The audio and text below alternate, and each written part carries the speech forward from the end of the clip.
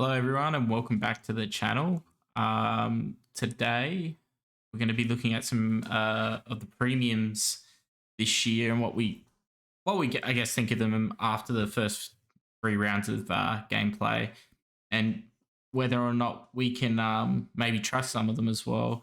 Because I guess at the start of the year, what we're trying to do is kind of look at players and pick them based on maybe their potential growth as a player, role changes, among other things, with team changing structure or their strategy as well, and how the ball is moved through with new coaches and stuff like that. So a lot of that is guessed at the start of the season, and now 3 rounds in with the first prize rise, we can kind of see with a bit more data how that's going to kind of work going forward. So, and I guess that's where we're kind of at now, where we're kind of starting to look at players and who we really need to be getting and who we can wait on.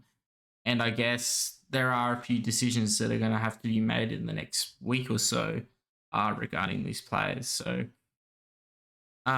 with saying that, I thought tonight, and I guess one of the reasons I did this challenge was because the fact we were going to be able to kind of sit and wait and have a look at this a little bit closer when it got to 3 rounds, with picking these types of players out of who we want in the end team rather than having to try and guess at the start. Because I know, for example, with my team, that I've had to already move around the guys I thought might have been good who didn't play as well, and now using up trades to get the players who are now playing well into the team. So I guess starting at the top, we look at Luke Davies-Uniacke, and I mean, he was on absolute fire his first 2 games, and I guess it's a bit of a sucky thing that's happened with him getting that calf knock and being very laid out against the Hawks on the weekend. I guess for a lot of people who brought him in, it was put them in the position where, especially with the site being down, that they couldn't drop him. Now, I guess with deciding how we're going to bring him in or not, it's quite an interesting question. Personally, when I heard about the calf, it really put me off him. I know it's a cork, but it's one of the things that actually burnt my team last year was a calf injury to Darcy Parish. He would been on absolute fire after dropping one poor game, and then it finally reached the bottom of his downturn with scoring and price, and it was a good time to bring him in. And the calf injury put him out for 4 weeks, which really derailed the season because it really ruined my premium cadence of bringing premiums in, and it was one of the things that derailed my season there and probably stopped me from going maybe top 1,000. But looking at Luke Davies-Uniacke, I guess it's a bit different. Luke's a bit younger. I'm guessing he's a bit younger than Parish, isn't he? I believe he's a bit younger, and probably a bit of a better pick. But I mean, if you don't go him this week, I guess you probably won't get him. And at 557k, such a steal, especially if he keeps going at these higher scores. Now, the thing is that if you could think he's going to average over the season, a lower score, then you've already missed 2 of his big scores, which means that from here it could actually be not as good as maybe some of the other guys you could pick up. At 24.9%, I guess that's one thing that's on his side. I still don't, for me, I look at teams he played in the first 2 games being West Coast and Fremantle, and we've seen that they actually haven't been that great and aren't, up to the level of some of the other teams that he plays. And if you have a look at Luke's or LDU's next few rounds, he's got Carlton, who have been historically the past couple of years a really hard midfield to score against. He's got Brisbane, who you'd also assume would be a pretty hard team to score against. Gold Coast will be, he should get a big score there if he plays. They've given up his scores to Tom Stewart, among others. So that round 6 game should be good. But then he has Melbourne, who, that could be a really hard one going up against Oliver, and it could be a flogging. But we don't know. North have shown pretty good glimpses this year, but they actually haven't played any real good teams yet. Like Hawthorn aren't a good team. They're probably going to be bottom of the ladder this year, and they beat them. So that's just something to think about as well. And then you have, St Kilda, Port Adelaide. So a little bit to think about. And then Sydney and Collingwood, like these are all, St Kilda at the moment are a top team. Port Adelaide by round 9 could definitely be back up there. I think that they underperformed on the weekend. I don't think they are as bad as what they were against the Crows. Maybe the Crows are a bit better. I think they're both probably middle of the pack teams, but I think they're better than they were on the weekend, and they're probably going to be a lot better team than North Melbourne. And Sydney and Collingwood are both great teams, so that could get you to around 12-13 before you actually get some better matchups. Even there, Essendon and GWS are quite good for them, and Adelaide as well. Geelong haven't looked good. So, you could aim for them at the buys, but where his price will be is another question. Have you missed all those big scores as well? That's enough about LDU, but I feel like he's probably the big one that people are kind of thinking about this week. The next one's probably is English. Now, the thing with English is I think Richmond is actually a really good matchup for him. Nank has been scoring quite well, but Richmond will probably let him get around the field pretty easily. And he does love to get up and down the field, get a lot of those easy touches like short kickouts and stuff like that. So, it could work really well for Tim. The only thing that's probably bad about Tim is whether or not he'll get an injury, which is something you kind of have to think about, and something I've been thinking about with the team. I'd love to get him in. And I guess realistically, the difference between his price and Kelly here isn't that much. So maybe I should go English, especially because my ruck is struggling. I think I will. I think I'm going to bring in English, to be honest. I think that Kelly actually could go down in price if he scores under 109, so he could be there next week anyway.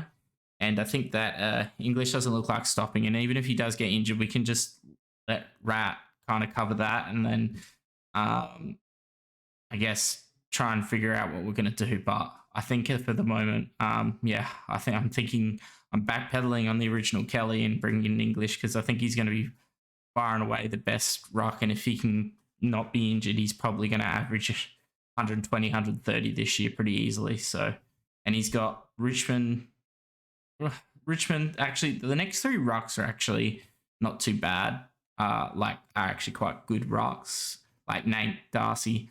I guess Darcy has let scores go on him. And Lysette.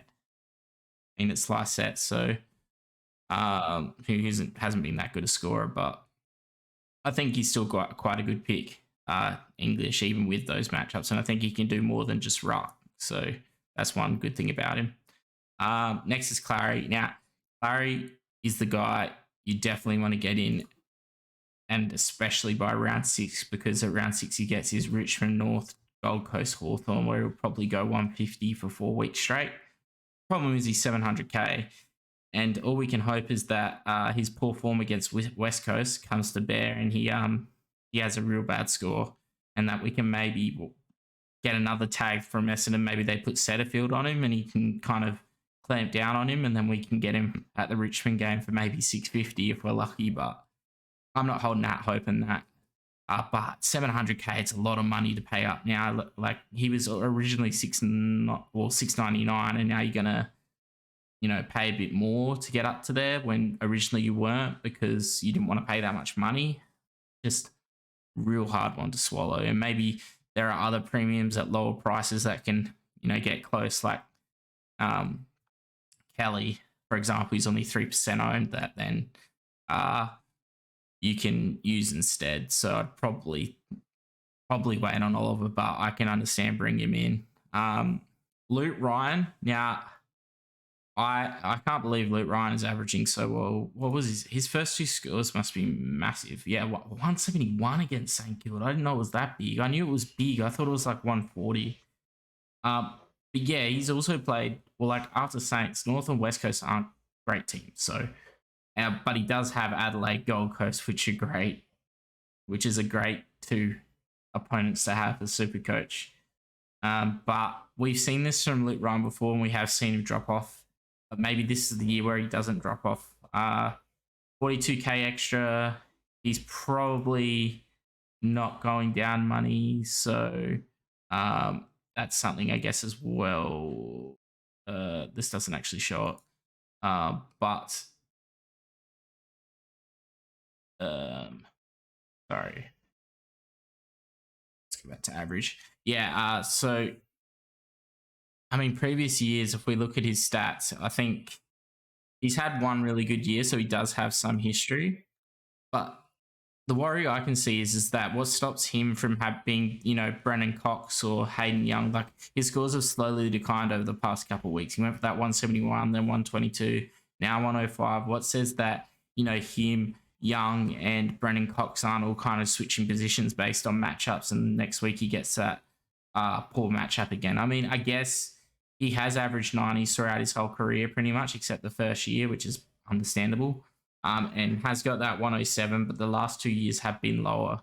And, if we think he's going to regress, then it could be some poor weeks coming up, but the next 3 weeks are probably not those to have it occur. So, next, Nick Dacos. Looks like a jet. 63% owned. So if you don't have him, he's going to hurt you if he goes big. But if he doesn't do well, then it is very good for your team. If you don't have him, he actually does have a kind of little bit of a rough next 3 with Brisbane. I mean, St Kilda's probably a pretty easy game. So should Essendon and Adelaide. So maybe, I mean, he went huge against Adelaide last year in his first year, and he gets Adelaide again in round 15. Oh, like this 3 years is just incredible. Like 11 to 16. There's one bad game in round 13, but the rest of them are really, really good. But I guess that St Kilda game is at Adelaide Oval, so maybe that will affect him. But did he? I don't know if he got his big score at Adelaide last year. I think it was at the G. But he's still a very good pick. Look at Wits. Looks to be the ruck that everyone's selecting. That everyone selected for safety, and he's doing well. But if you picked English, you'd be a lot happier. If you went English Wits, you'd be very happy. But Wits is still a good stalwart. He's going to keep going. He hasn't really hit his straps yet. It does take rucks a little bit of time, so hopefully he can hit those straps and really get us some big scores. But St Kilda and Gold Coast, St Kilda, Marshall, so that's a little bit of a rough matchup, but I'm sure Wits can come out on top there because I think he's a bit of a better hit out ruckman than Marshall is. So, Chalor. Now, I thought that Chalor would have actually been a very interesting pod if he wasn't playing for the Bulldogs and he also wasn't Adam Chalor, because Adam Chalor has so many soft tissue injuries in his history, and it's just something you can't trust at all. So I think we'll leave that one. You should leave that one. I mean, if you really want to risk it, go for it, but I just think it will not pay off. If he was still mid-forward, then yeah, definitely, but this year he isn't, and I think you can leave that alone. Sard. So Sard's very interesting. Out of the guys around that 500k mark for defenders, he's really stood out from the pack. I mean, other than Dacos and Ryan, but as we said, Ryan's probably going to fall back in Dacos's Dacos. Sard has actually got a really good run of games coming up. It's sort of the reason we picked Doherty, and maybe we should have looked at Sard a little bit harder, because if you pick Sard right now, you'd be very happy compared to Doherty. He did have 39 disposals on the weekend, and yeah, he was probably a bit hard done by champion data, but yeah, it's one of those things I guess we miss again. So maybe next year we'll give him a bit more of pay him a bit more dues for his scoring because he was a high price, so he has shown before he can score high, and he's really rewarded those guys who picked him as a pod. Only 4.6% owned, and still pretty under the radar. I mean, for the same price, Bailey Dale was there, and a lot of people did pick Bailey Dale, who's had an absolute shocker. So probably one to look at. Maybe if you're trying to get some ranking spots back. We might as well talk about the top 10 here because, I mean, Nate, I don't really trust Nate to keep this going. He's never really shown he can keep it going. He has shown spurts of being able to get these big ruck scores, but whether or not he'd be able to keep it up for a full year. And I think that, Witts, Darcy, English are probably going to be the ones that we end up looking at in Gawn. And I think Nank has been a very serviceable pod, but if you went the Witts Marshall combo or English Marshall combo, which most people went with, then you're probably pretty happy with that anyway. And I don't think many people would have run Witts and Nankervis or English and Nankervis, but I guess you could have. He was only, 30k more expensive. So it wouldn't have actually been the worst call, especially because people were looking at Grundy, who I think was like 508k. So not the worst call. Pendlebury, we know how good Pendlebury is, but and this was something I wanted to bring up with Dacos. Collingwood actually last year did not have. They had one player average over 100 for the year, and he doesn't play for him anymore. And Brodie Grundy, I'll just bring it up here. Like if we look last year, and Brodie's was from 6 games, so they had Pendles was the guy who actually got closest to it. The rest of them got nowhere near 100.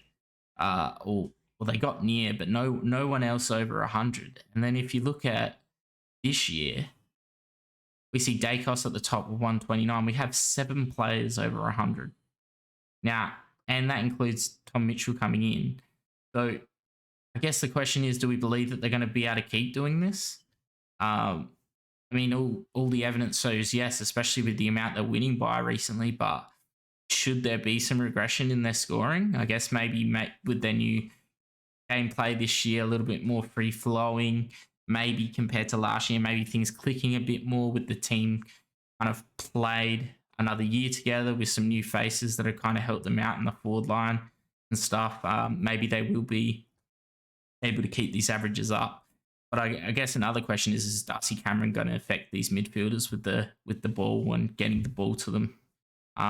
Because he has been a driving force for them in the rucks this year, and sadly he's out for 8 to 10 weeks at the moment, they're thinking. So maybe that can be something that really affects them. But I guess on the issue of Scott Pendlebury, great if you brought him in at the start, but I think he's an old guy. At some point, you think he might regress come the end of the year, and I'm not sure he'll be a top 10 midfielder when all is said and done. I think there's some guys who are really underperforming that will be right up there soon. So, and then there's one that actually hurt us a little bit, Mason Wood. So he was under 400k. We could have had him in the team, but I'm not really sure anyone saw it coming that he would. I mean, he had 1.5% ownership. Did he get any pickups this week? So 2,000 have traded him in this week, which is actually really interesting. I guess maybe they're trying to get a little bit of a pod. I thought he was injured. But I guess it's the same thing with Wood. I mean, he could be a great breakout, but at the same time, they've played Essendon, Fremantle, and who's the third team? They play Geelong?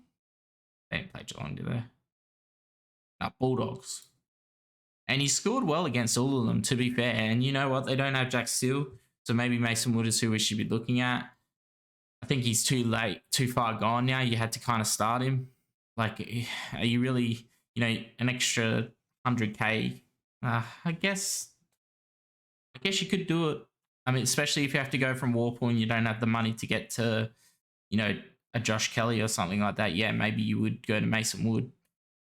He's probably a better choice than Will Day if you're going to go there. But yeah, St Kilda have had some poor teams to come up against, and they've won every game so far. So it might be interesting to see how they go when they're tested. I think we can skip side bottom, but Kelly and Green. So Kelly, I think, is going to be sensational this year, and that's why I really wanted to get him in the team. I mean, he would be like, this is just such an injustice to him, because if he wasn't so unlucky getting so many injuries, he would be in over 10% easily. He'd be in 20% of teams. The guy legitimately has 120 upside for the year.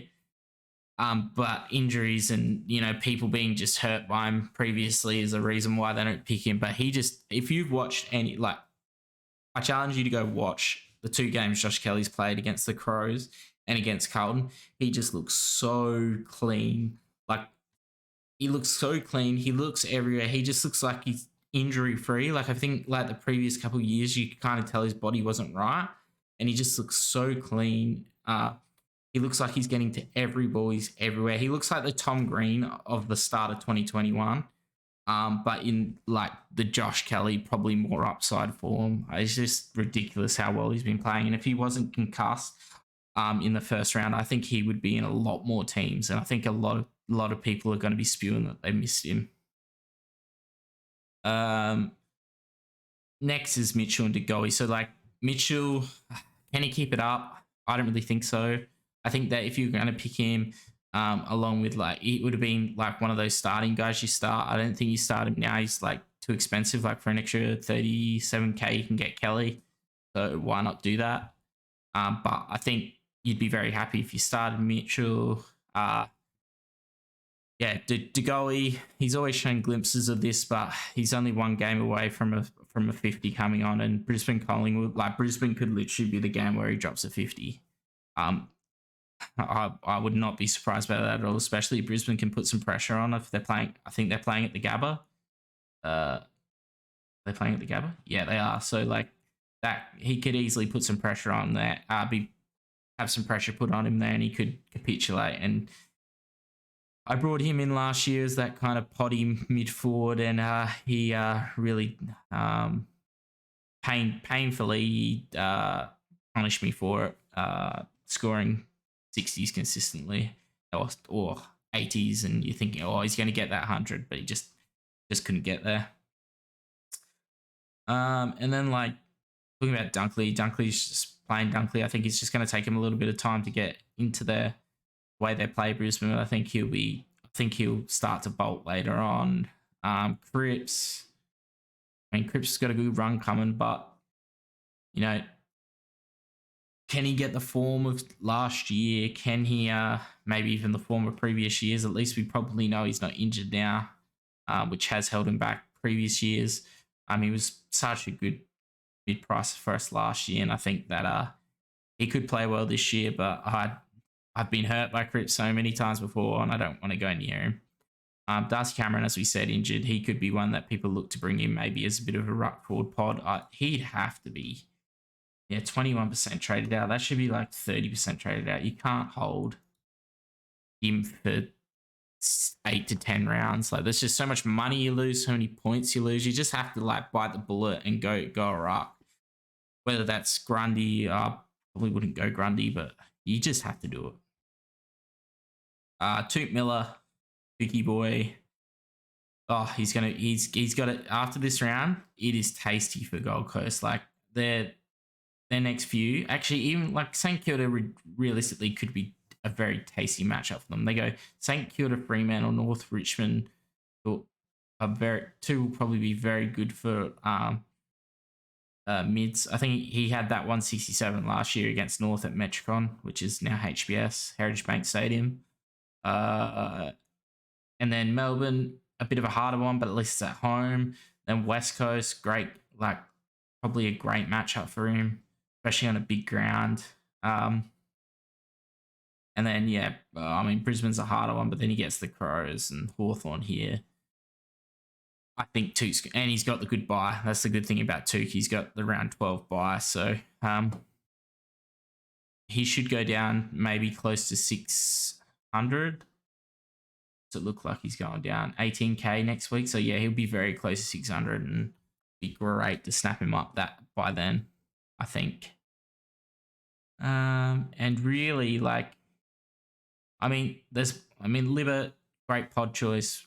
You could look at Baker. I would not go.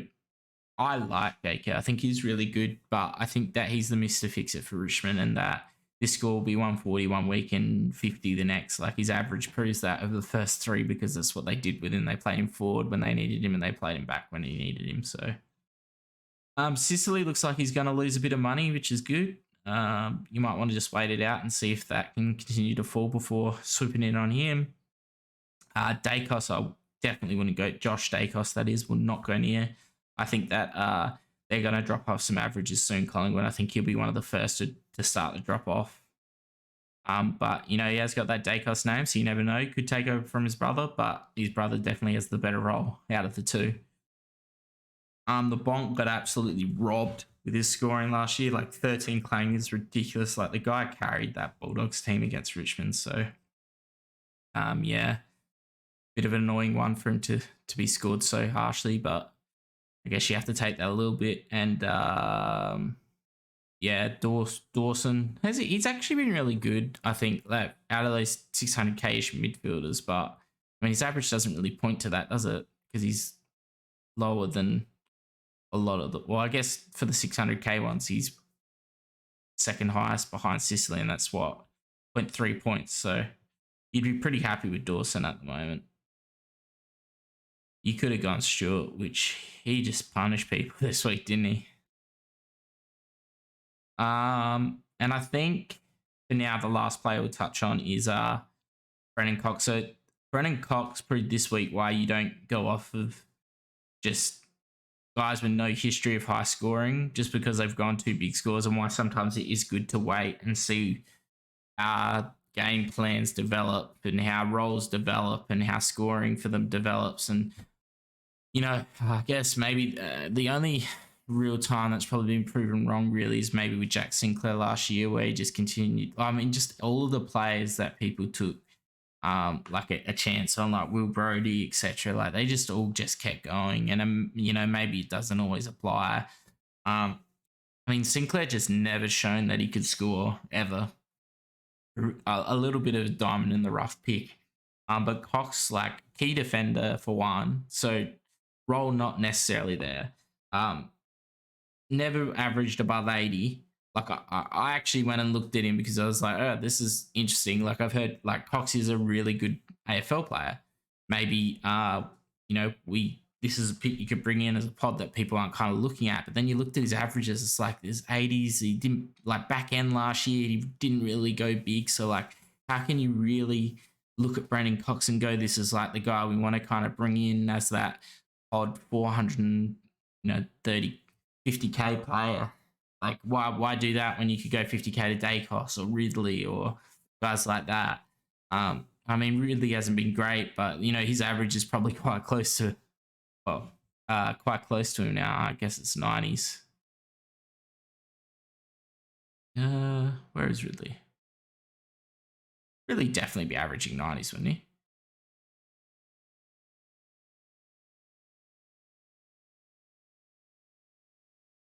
$91. Jesus. Okay, mate. Like, yeah, okay. You probably did gain a lot there, but this could flip very quickly with those two. So, but yeah, as I say with him, it's kind of one of those ones that, yeah, looks kind of good just from the first 2 to 3 rounds. But I guess once Fremantle started losing, especially, it's kind of one that they kind of changed a bit. And you kind of got to, I think that people should have really got warning signs from the game before this. Where because he did have 2 big games, like 2 130s, didn't he? 150, 130, yeah. But the game before this, Ryan went 120, Cox went 130, but then Young went like 50. And I think that should be warning bells, like, okay, this isn't going to happen. Like, one of them are going to probably fall off each week. And last week it was Young, and this week it was Cox. And you know what? Next week it could probably be Luke Ryan. So I guess that's the bit of the issue with him. So anyway, I hope maybe you got a bit out of this. I mean, we only went through we didn't go through everyone we could have. There's a lot of players to go through. Maybe next time I'll look at doing, I think like in a couple of weeks, maybe I'll redo this once we get a few more scores into them, and we'll do it by position. Gives us a bit more time to go through, and hopefully, 20-minute video on each position, maybe 15-minute video. We'll see what we can do. Ruck's probably about 10 minutes. There probably won't be much news to talk about for Rucks, but in another 2 rounds, they'll probably really be solidified. That will be round 6. So we'll be looking at DPPs a little as well, and we'll have more info to kind of make a decision on a lot of these players and who we think is going to be top 10 by the end. But anyway, I hope you enjoyed this video. If you got a bit out of it, give us a subscribe, give us a like, and follow along on the challenge. Obviously, 400k challenge, just getting into the swing. I'm really stuck between picking English and Kelly. I think I'm going to have a real good look at both of them next to each other. Have a look at maybe their run of games coming up and see how they go. I think English's history is probably not going to be as good because Kelly's got a bit more, few more years in him of being that kind of primo scorer. But yeah, it's pretty hard to pass up an English now, and he might just keep going. So maybe it is the time to jump on.